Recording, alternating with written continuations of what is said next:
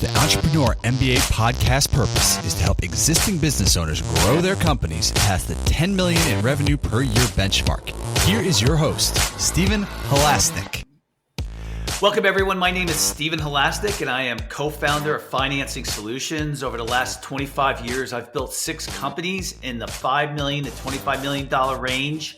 And I can't tell you how important it is for businesses to have a line of credit so they can make an investment in their business or even for unexpected emergencies. I can tell everybody that all our listeners that I've had lines of credit for myself, for my businesses that have saved my butt many times. And I think, I passionately believe that having a line of credit is very, very valuable, even if you never use it. Our line of credit program is easy to get in place, inexpensive when used, and costs nothing to set up, making it a great cash backup plan. If you'd like to learn more about our line of credit program, please visit us at fscreditline.com. That's FS as in Financing Solutions, creditline.com. Or give us a call at 862-207-4118. If you apply today, we will even give you a $250 credit on file. Just remember that the time to set up a line of credit is before you need it, so that when you do need it, it's there, approved, ready to go. Today, I am very excited to be speaking with Bella Englebach from Lean for Humans. Bella, a lead consultant at Lean for Humans, blends lean and creativity, helping organizations and individuals achieve innovative results in science-based environments. Before opening her own company in 2018, Bella was a process excellence leader at J&J, focused bringing continuous improvement and lean thinking to the pharmaceutical and medical device R&D sectors. A problem-solving facilitator, Bella was a member of the board of directors of the Lean Product and Process Development Exchange for 6 years. She is a certified professional coach, the author of Creativity Lean, How to Get Out of Your Own Way and Drive Innovation Throughout Your Organization. Bella also hosts her own podcast, The Edges of Lean. Bella, welcome to today's Entrepreneur MBA podcast. Wow, Stephen, thank you. It's great to be here. So, today's topic, I think I surprise a lot of our guests because I find topics that relate really well to business that most people would say is, okay, what's the angle here? And, it's only because I read a ton. But, today's topic of using science-based thinking in business, and I'll tell Bella why I really like this topic. And I'm sure she'll be jumping up and down about it, but maybe not. But so what happened was I really kind of liked the methodology that scientists use to discover things. I thought that it's very thorough and it's very objective and fact-based.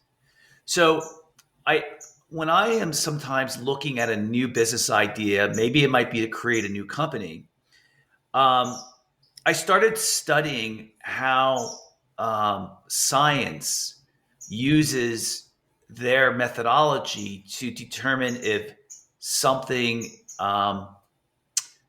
is going to work based on science. So, taking out all the maybe Bella, you're gonna be able to explain it better than I am. I know I'm kind of butchering it a little bit, but I wanted to eventually get a methodology down for building to coming out with business ideas, and I wanted it to be thorough. So that's why I was kind of excited about having you on today, because I wanted to hear your input on that idea. So that's great. And thanks so much for that insight. I think that's really Very important, because I think one of the things that happens when people start businesses, and I would include myself in that, is that you have an idea, right? And you get excited about your idea, and you start to buy into this stuff about, I don't know, the power of positive thinking, and if you just work hard enough, and it's all going to work. And obviously, as people find out, that usually doesn't happen. It's not just about how hard you work, how much hustle do you have. It's also about, understanding what are the facts of the situation. And when there is something that you need to overcome, figuring out how you're going to overcome it. So can I tell you like how I came to this realization? Yeah, please. Okay. So as people probably heard from my bio, my whole career has actually been in the life sciences. I started out in the life sciences. I've been in the life sciences forever. I don't even want to tell you how long I've been in the life sciences. And I started out working in labs. So when you work in the lab, you're doing science, right? So you want to understand something and you go through a certain process to understand it, and you read a lot about what other people have done, and you build knowledge based on what other people have learned, and you do experiments, and then you try to figure out like is this the right experiment? Did it deliver the result I thought it was going to deliver? If it did, why? If it didn't, why not? And like you said, it's very rigorous, it's fact based, it's about collecting data, it's about making sure you're analyzing the data in the appropriate way, they have enough data, so on and so forth. Now, like everybody else in these businesses, unless you're like totally like the science is the only thing I want to do, you end up being attracted to other aspects of the business. So you move out of the lab, you might move into management, you might move into regulatory affairs, which is how you actually get something approved by a health authority like the FDA. You might move into project management. You might move into all kinds of different functions inside one of these companies. And this is a weird thing that happens. As soon as people get out of the lab, they stop being scientists. And it, and it comes down to, hey, I want to do something. Let's just go out and do it. So this idea that you get, people talk about waterfall project manager. We're going to set an objective, and we are going to measure that objective, and we are going to do the things that we need to do to march through meeting that objective. Well, what happens, especially in the life sciences, is that there's a bunch of stuff you didn't know, right? So if you make these big decisions early on, I'm going to launch this product on this date. Well, there's a massive amount of stuff you don't know. But if you keep trying to march through, what happens? You get what we call a big learning loop at the end of the process. In the case of a pharmaceutical company, this could be when you are doing like a really big, expensive, and I mean really expensive, phase 3 trial with a drug, and it doesn't work. Oh my goodness, you've invested all this money. You've told Wall Street that it's going to work. You're going to, it's all great. It could be, up to $1 billion that you're getting close to investing, and the darn thing does not work in the way that you expected it to work, right? It's massive late stage failure, right? So what's going on? I was really intrigued, like what's going on with us mentally? Why do we, like in the lab, we're so good at, we don't jump to conclusions. And as soon as we get out of the lab, we, it's almost like this idea that something magic is going to happen. So I started to really think about how do we be scientists all the time. And what I really discovered was it's very helpful to be a scientist all the time, because as soon as you say, I don't know and I need to learn something, then you are open to learning the things that you didn't know that happened. And when you actually determine to go ahead and learn those things rather than being sure about them, then that's when you can actually make forward progress. And the weird thing is, and you probably know this, Stephen, from your studies, is the more small experiments you do at the beginning of the process, the less likely you are to have that dramatic late stage failure. I like Right? what you did. I like what you said there. Let me stop you there, because you brought something up that I was thinking back, because when I was looking at scientific methodologies, it was several years ago, and what and what you were saying about those little science experiments, right, made me think of some of the things that I really liked about it, and that is throughout my career, what I've liked to have done is to do the things that reduce the risk of failure so that I can then increase the risk of success. So like I do things that I think many entrepreneurs don't do and they hate to do. And like, I'll give you an example. I've always believed in having a business plan. And the reason being is that statistically, people who have a business plan are more likely to not fail in business. It's a statistic. So I said, okay, if I want to reduce my potential for failure, okay, that's a harsh word, but I'm going to do a business plan. I'm going to make sure, and my business plans have evolved over time, and that they're more of a working document than they are like a big analysis like you would do when you're in college. See, that's kind of not what I'm talking about.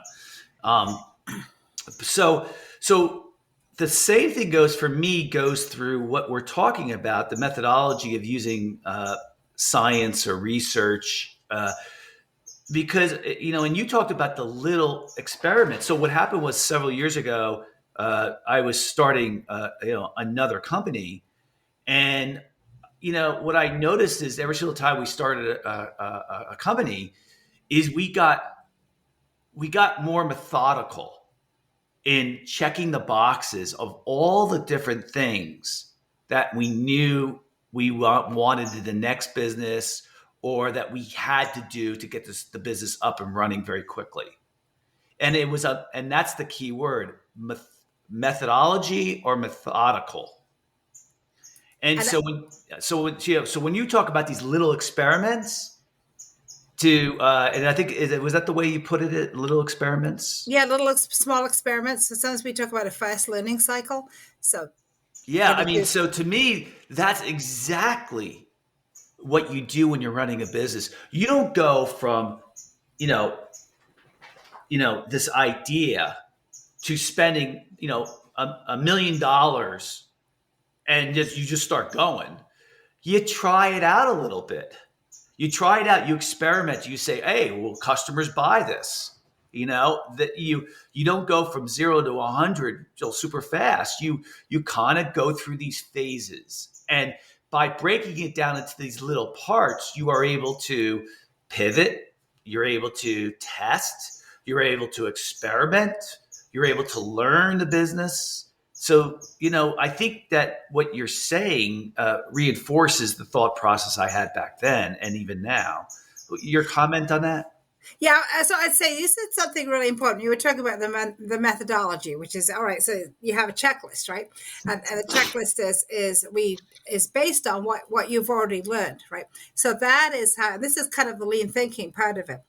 So that is how scientists actually work. Like we don't need to go out as a scientist and determine, does gravity still exist? Right? Yeah. Experiments have been done. Enough experiments have been done that we know on Earth that gravity exists, and we also know what the variations are in gravity, and we can actually rely on that information. That's stuff we know, right? So what you want to have in your checklist, right? First of all, you don't need to do experiments on things you already know. The dangerous thing is, if you're doing checklists, and I'm just a huge believer in checklists. I just love checklists. The dangerous thing with a checklist is when you think you know something, and it's not true, right? So then that has to take, and that is where scientists, sometimes they're almost like kind of mean to each other, right? When you hear scientists debating something with each other, they'll ask those questions like, all right, you say this, how do you know it's really true? Where's the data? Show me the evidence. And then they'll dive in and say, all right, so your data is really crummy because you measured it in this way, and you probably should have been measuring it in that way. So you can get a little bit of like So when people get afraid of, paralysis by analysis, right? Yeah. So you have to kind of know when to cut to the chase. So what you're talking about with having that checklist is actually about being knowledge based, right? So being knowledge based means that you're relying on the knowledge you already have, and you're only doing experiments to dispel risk on the things that you don't know. But it's always about maintaining a little bit of I think skepticism about, well, I think I know this. Does this still apply? Right. Well, the market shifted, right? Something has changed. And I didn't pay attention. And we all know the stories of the companies where, the market really shifted on them, but they knew what their customers wanted until their customers didn't want it anymore. So, Yeah, I agree. So I'll give you an example where, like, then we're talking about very advanced stuff here about building a business. This is like, like the difference between me when I built my first business 25 years ago and then when I built my sixth business. Listen, my first business got to like $300,000 in revenue. Right now, the margins I was in was really high, but which is always like a joke, right? Quite honestly, and I'm not trying to insult anybody out there. It's a business, and so anyway, 300,000 is not a lot in revenue. Is not a lot of money. The sixth business, got up to 25 million, right? And it's still going strong. It's doing really well. But the sixth business, and it's not financing solutions. I have another business as well that does really well. But we got the business up to $1 million in revenue in a year. I mean, wow. It was like, and the reason for that, it wasn't because of the industry we hit. Okay. It was because we knew every single step there was that we needed to do to test the business, to make sure it was working, to have the operations. We had that checklist. We were like, okay, we need this. We need software for CRM. Okay, we need our accounting package. Okay, we need to make sure we can do payroll. We need this. We do our financials to make sure that we have a run rate that we could boom, boom, boom, boom, boom. Right? Anyway, so I'll give you another story, though, that talks about what you're saying. And this is, I think, the hardest part. And when you're building business, it's really hard to find people who have done it before, who have credibility and can be objective. So I was looking at this one industry. I owned a company. It's called the travel nurse industry. These are nurses who go to work anywhere in the country for 13 weeks at hospitals. Okay. So I'm looking at the industry, like determining if I want to go in there. And I became friendly with a guy from Tulsa, Oklahoma, who owned a business like that. He was very kind. And he let me fly out there and kind of see his operation and look at his numbers and all this other stuff. We weren't going to be competitors, so he was fine with that.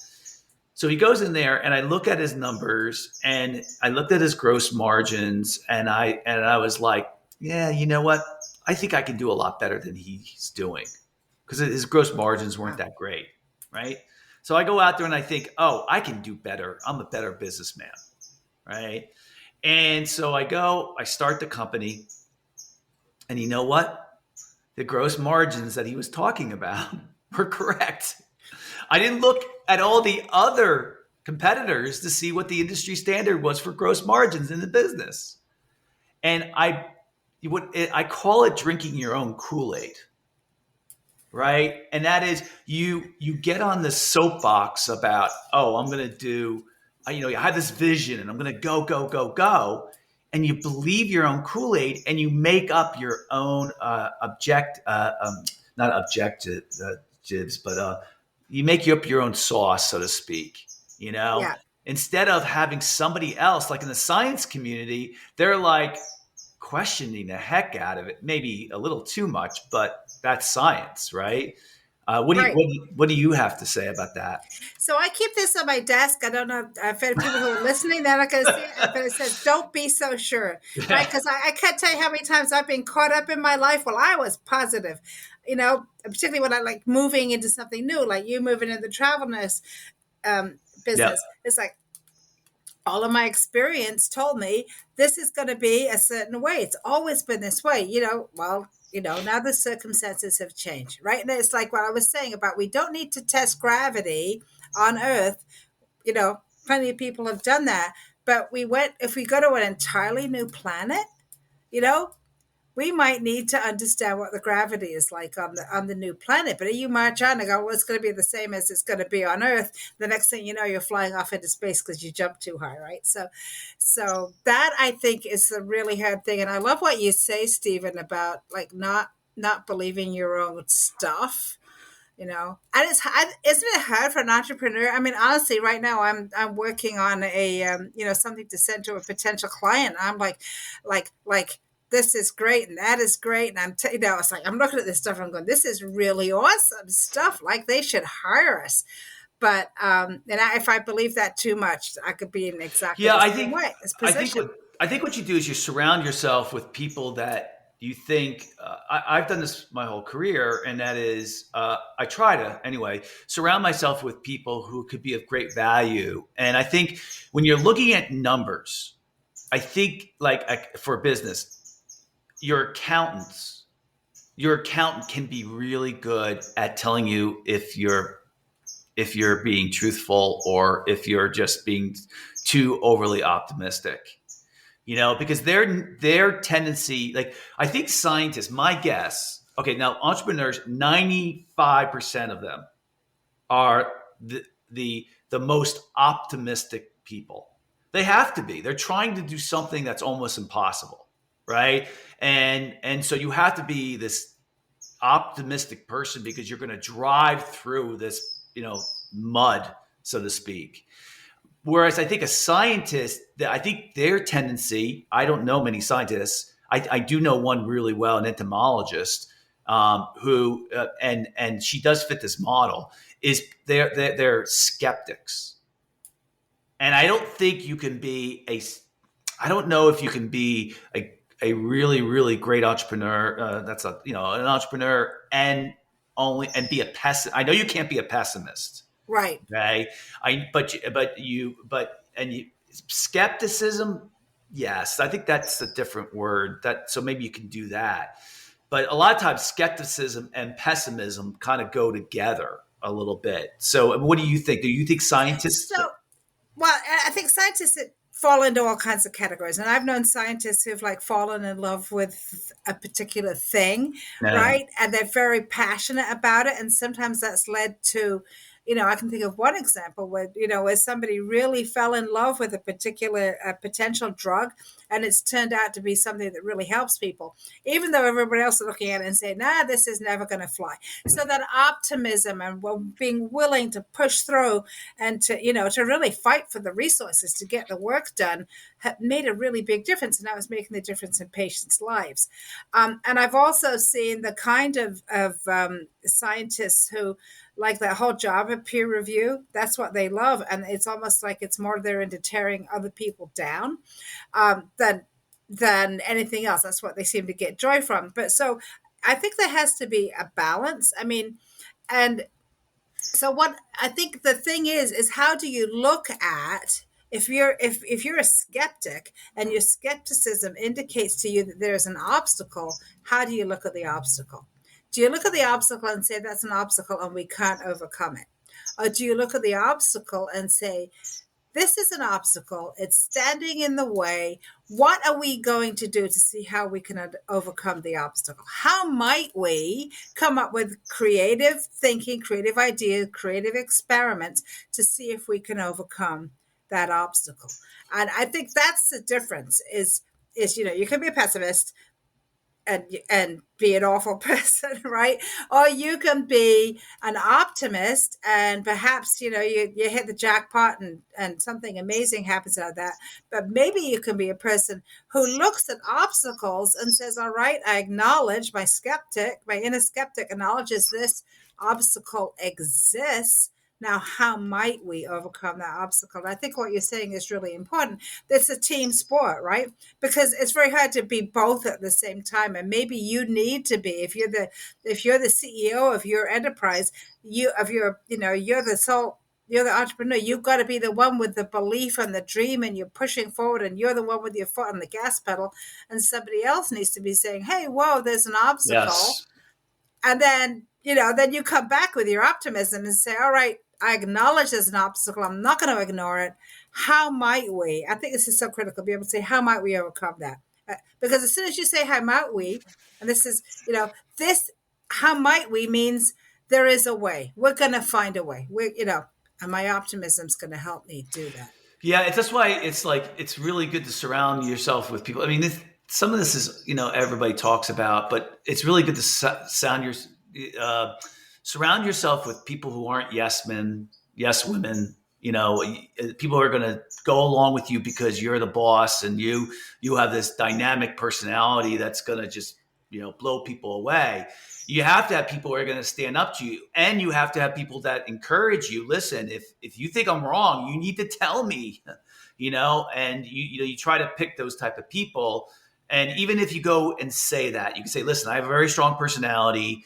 If you think I'm wrong, I don't care if this person works for you or not. You say, you got to tell me. That's what is going to help me the most. The thing I wanted to ask you is when you see new scientists versus someone who's a very experienced scientist, because then I'm trying to correlate brand new entrepreneurs with seasoned entrepreneurs to scientists.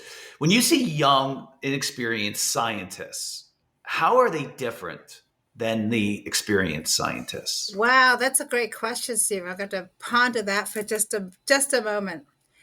I think that with young scientists, what we see is, particularly they were recently graduated from a PhD program or a postdoc, they've gotten very focused on something which is probably quite small. And the academic training really forces them into that. They need to know a lot about something that is probably, a very tiny area of knowledge, right? When you're looking at experienced scientists, particularly I think a successful experienced scientist, the thing that they do that's different is that they still have that knowledge, right?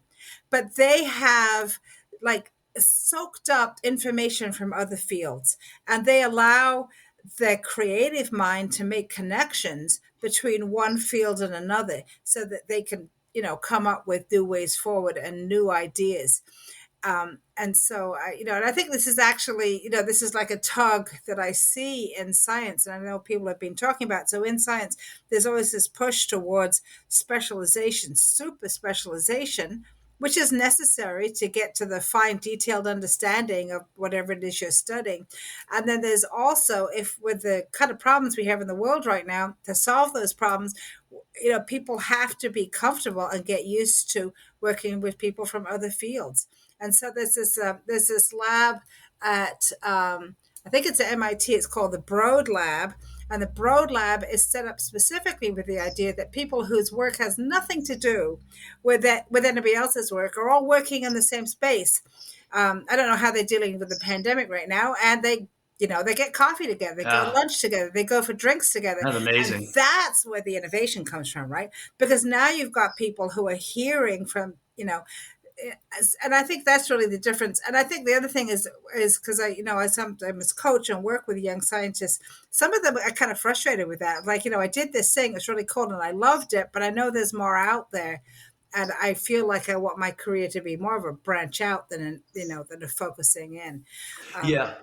Oh man, I did I did something called the Masters in Entrepreneurship at MIT, but it wasn't a master's. Okay, what it was a 3-year executive program.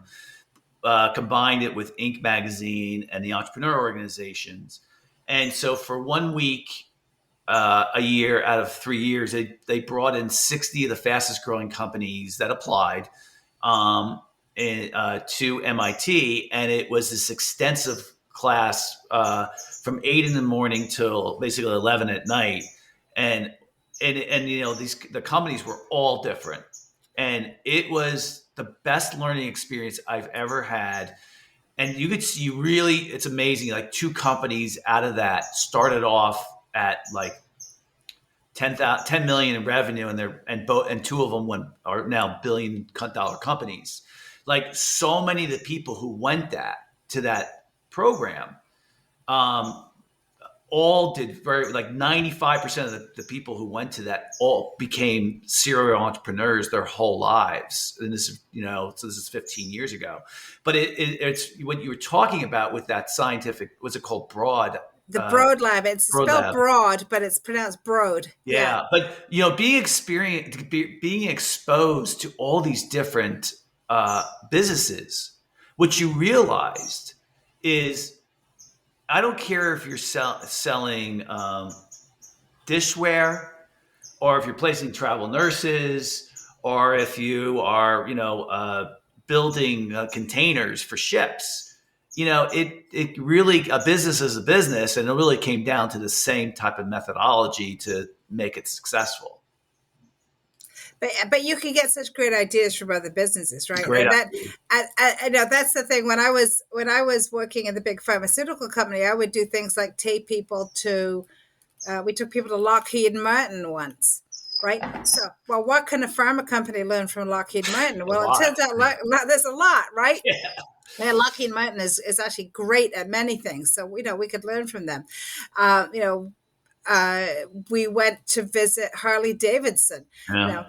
What could we learn from Harley Davidson? Well, there's a lot we could learn from Harley Davidson. And initially you kind of go in and go, well, like, motorcycles are nothing like drugs.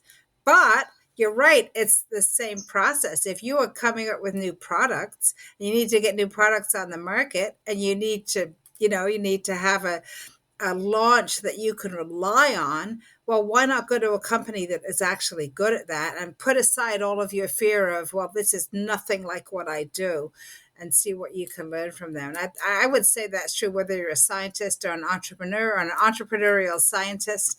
I love what you're saying about, have the connections, and informal and informal connections. Yeah. And just like, be a Renaissance person. Don't be somebody who's like, this is my field and that's all I need to know. Yeah, Bella, don't you wish that you could take what you know now and go back, a couple of, say 20 years ago, right? When you kind of first started, and you look back at how naive you were, right? Now, not you, I'm saying we, right? How naive, and then it's just amazing. How did you even survive? Well, yeah, I don't know. I mean, because I don't have the sort of the entrepreneurship experience that you do, apart from just starting this little consulting company.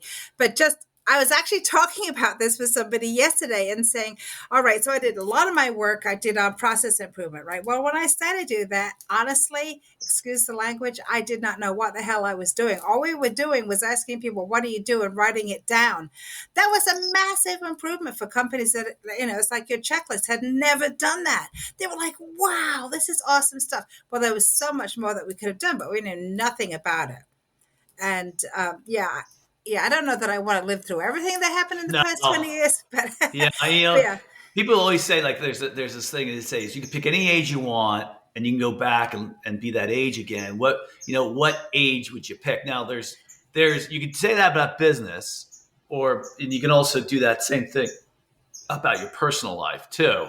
But I definitely, most people would not pick their teenage years.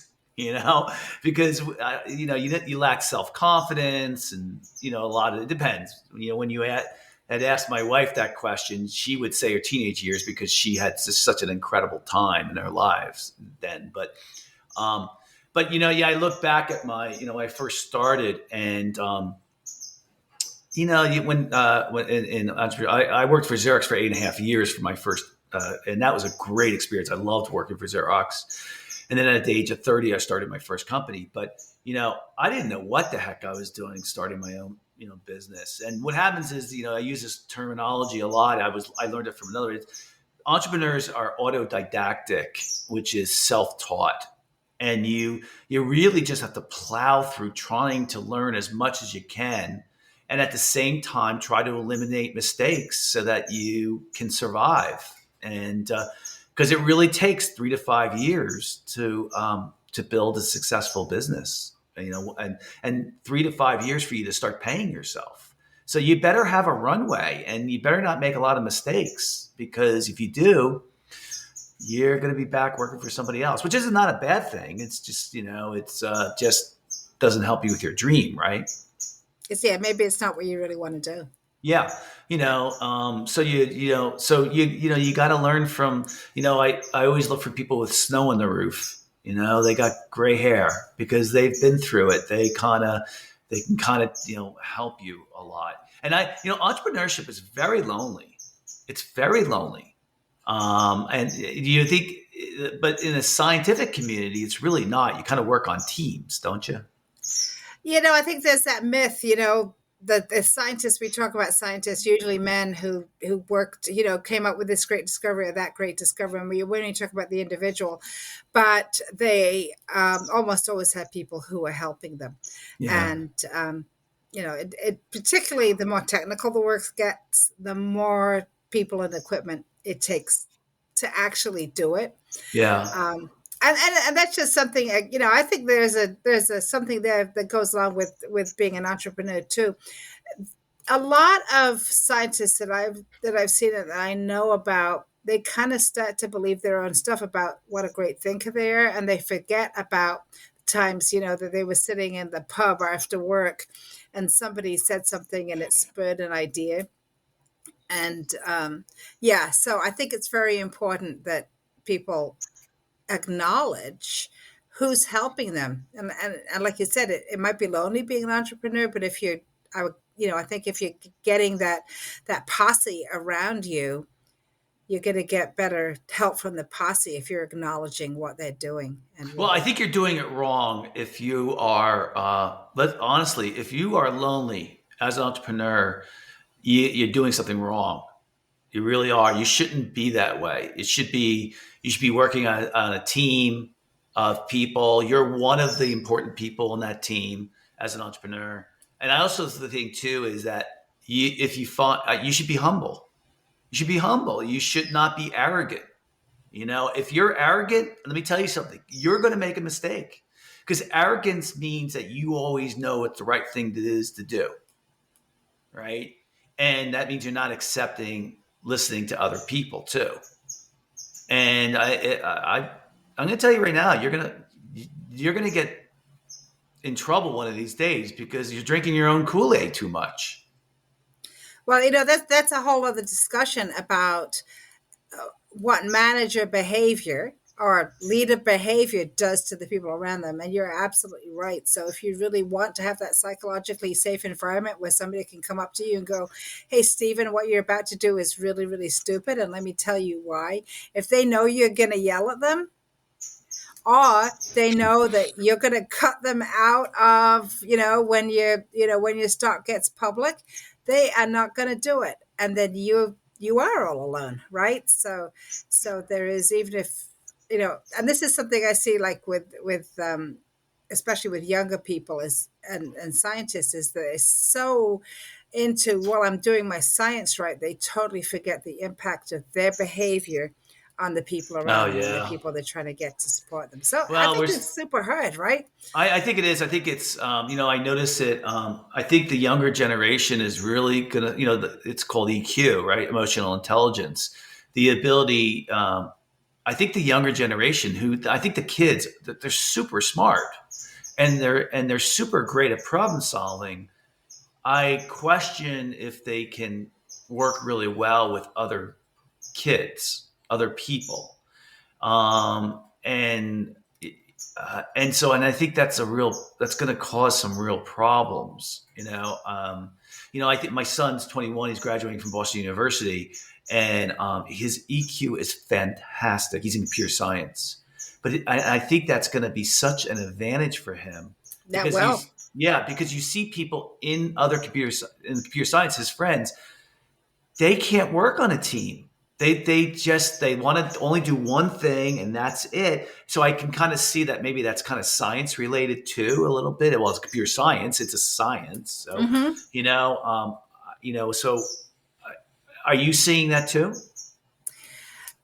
I think that there are things that kids today, and I hate to say it, makes me sound really old, but I am really old, do that actually could be helpful for that. So I would say, you know what, if you're a parent and you're watching your kids and they're playing video games, Yeah. they, who knows what they're doing, right? But some of the video games are collaborative. They're very collaborative. They are. Right. And some of the games are not collaborative. If you're just going out and shooting everybody else, I don't know that helps you with those skills. But there are definitely ways that kids can make up for what they might be missing in terms of, they don't, I think, they're overscheduled. They don't get to go out and play and just learn how to be collaborative on the playground anymore. But there are ways that I think that parents can help.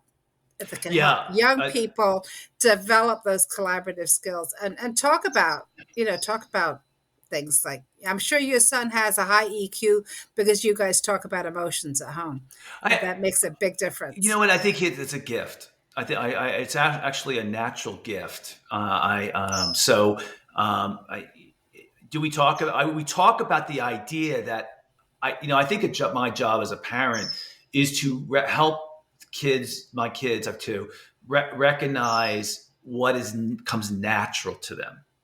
Because if it comes natural, then usually they're going to like doing a job that involves the things that they're already good at. If you have to work hard and you're not good at something and you take a job in that, like if you are terrible at math and you go become an accountant, you're probably not going to like being an accountant, right? Because you're not good at it. You're not good at the math, right?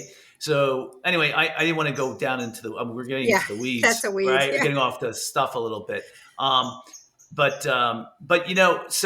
let's do some takeaways here, sure. Right? So from your opinion and from your experience, what we talked about so far, what are some takeaways that businessmen and women and entrepreneurs can take from the scientific community? I would say the first thing is we were just talking about emotions, is taking the emotion out of data. If you see some data, just take the emotion out of it.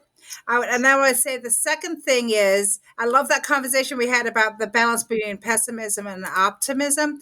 I think that the thing that is really important there is to make sure that you are getting, as you said, you are getting that great advice from people who will tell you something, but you're not looking at it as something to that ends what you want to do. You're looking at it as simply an obstacle to overcome.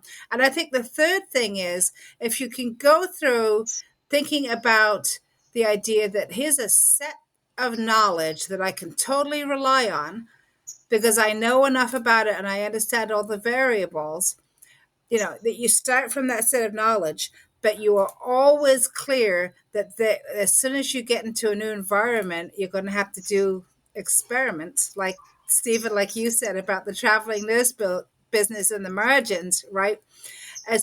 Then you'll be behaving more like a scientist. What a real scientist never does is look at an objective and just say, all I need to do is march through these steps to get to the objectives. A scientist will always test out things to make sure if they're working. On that note, too, I'll give everybody out there, listeners, a real life example.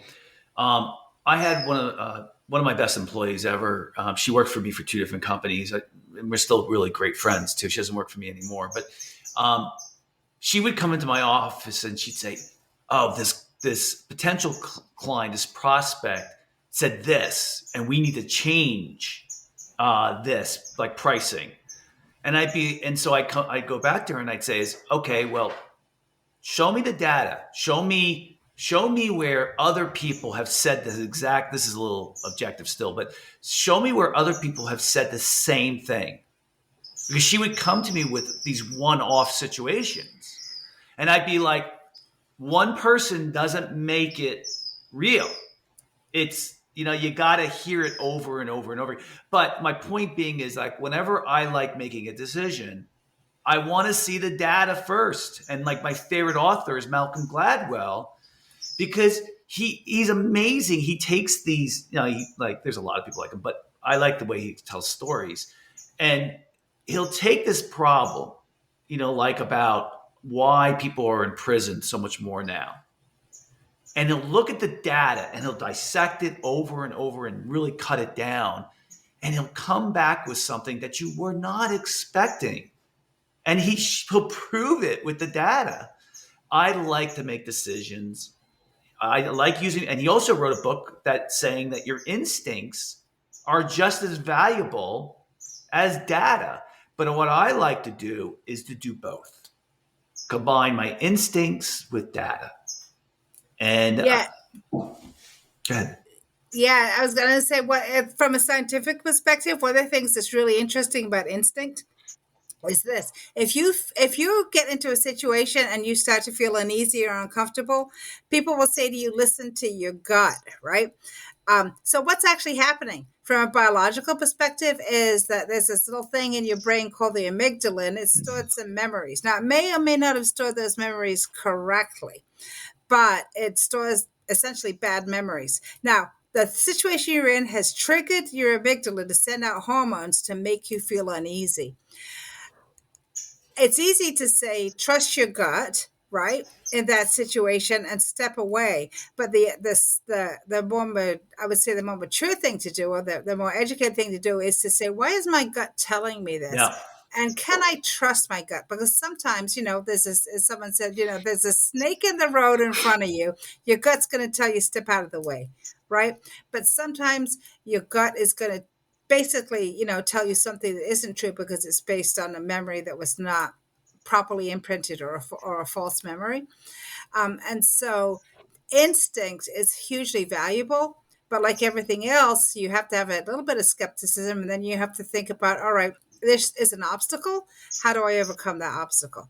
Maybe I really am afraid of going, and speaking to a group of investors. My gut tells me that that's an uncomfortable situation. Okay, that's an obstacle to overcome. It's not something to step away from. Yeah, something you said caught my attention, and that was you said the memories that you implant, which I knew about this. If it was traumatic or if it was negative, you remember those more than the positive ones. Yeah. So therefore, I think that you really have to question your instincts even more, because maybe you remember something bad that happened more than something that was good. So, listen, there's nothing right. Listen, there's nothing wrong with you having an instinct, having to do something, trying to see if you can get some data, okay, to determine. And if the data points a different direction, and you still decide to go with your instinct, fine, fine. Who can? Just why not get more sides? Why not look at more data and more things and more input and stuff? How could it not be a better decision than going by the seat of your pants? Exactly. And that would be the scientific approach is, well, do we have all the data we need? Right. Yeah. I think people would say is just the one thing you don't want to do is, was it paralysis? What does that say? Yeah, analysis paralysis. Analysis paralysis, right? Right. Where and I don't think anybody who's running a business, honestly, is going to be that way. I think they're going to have the opposite problem, where they make very quick decisions. And, I'm not talking about doing, the data with every single decision you make, but for the important decisions, I think that kind of brings it right down to making some better decisions. So, it's good conversation. I really enjoyed it. I knew there's going to be some interesting topics today. So I just, I really want to thank Bella for coming on today. Bella Englebach from Lean for Humans for coming on today's podcast. And if you like today's podcast, please feel free to share it with a friend, and also subscribe on your favorite podcasting app. And of course, if you're looking for a line of credit for your business, you can call us at 862-207-4118 or visit our website at fscreditline.com. Again, that's FS as in Financing Solutions, creditline.com. Bella, if anybody wants to get in touch with you, how would they go about doing that? Well, the easiest way is if you're on LinkedIn, just go to LinkedIn. I am the only Bella Englebach on LinkedIn. I can guarantee you that. So I'm pretty easy to find. Yeah, we lost there. Let me repeat that. She said she's the only Bella Englebach on LinkedIn, and she spells her last name Englebach as well. Yeah, thanks, Stephen. And my company website is leanforhumans.com. You can also reach out to me through the website. You can find out about my book, and you can catch my podcast there, which is called The Edges of Lean. And it's about all sorts of interesting topics related to continuous improvement. And now you're a coach, correct? Yes. Yeah. And the people that you typically coach are what type of people? They're usually scientists. Mm-hmm. I mean, I do coach people who are not scientists, but I like to coach scientists, and I like to coach people who are, kind of at that point where they are, a lot of people focus on CEOs and senior management. I actually like to focus on people earlier in their career, because I think that's a place where people don't get support, and they should be getting supported. Good stuff. All right. Yeah. All right. Well, Bella, thanks for coming on today. Thanks so much for having me. I really enjoyed this conversation. I think we could probably talk for another 3 hours. I think so. A whole bunch of other stuff, but we're not going to do that today. No, we're not going to bore everybody. Thanks so much. Yep. And if our listeners are interested in getting any new business ideas, I tweet daily about lessons for business owners at @Halasnik. That's my name, at SHALASNIK. And all of you out there, I want to thank you for listening. It's the start of a new year. I love New Year's because if you had a good year, then you can, do it again. If you had a bad year, then you can say, oh God, I'm glad that year's over with, and start afresh. And I think because of COVID, I think we're all thinking, I want last year to go away. But we said that the year before as well. So, but I think this summer is going to be a lot better for many people. Anyway, everybody have a great day. Try to get outside no matter where you are. Being outside in nature really helps your mindset. Everybody have a great day.